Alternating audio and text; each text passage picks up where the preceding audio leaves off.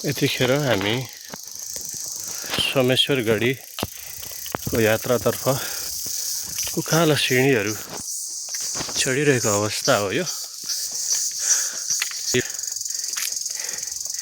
हामी आधा घन्टा उकालो हिँडिसकेका छौँ।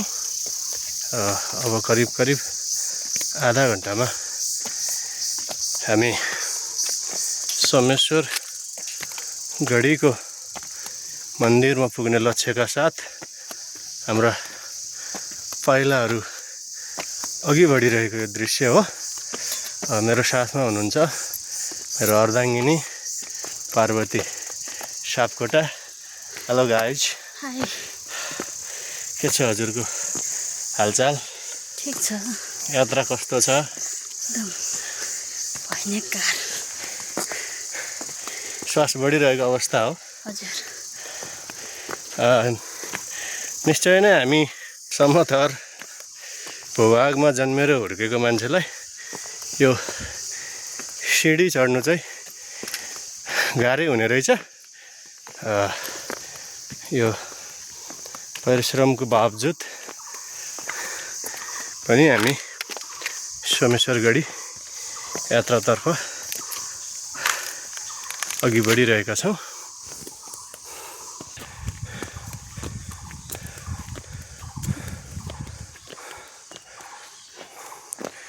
हिँड्ने क्रममा सिँढीको दायाँ बायाँ यति राम्रा ढुङ्गामा कुदिएका मूर्तिहरूको दृश्यले मन आनन्दित तुल्याउँछ। प्रत्येक पत्थरहरूमा यहाँ मूर्ति कुदिएको जस्तो लाग्छ।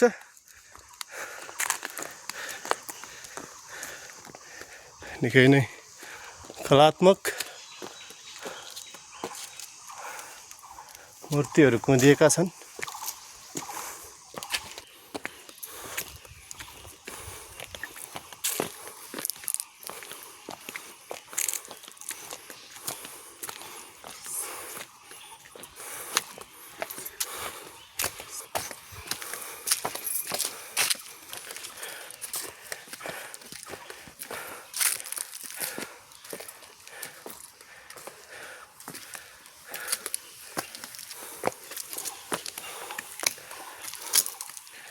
Okay, thanks for watching.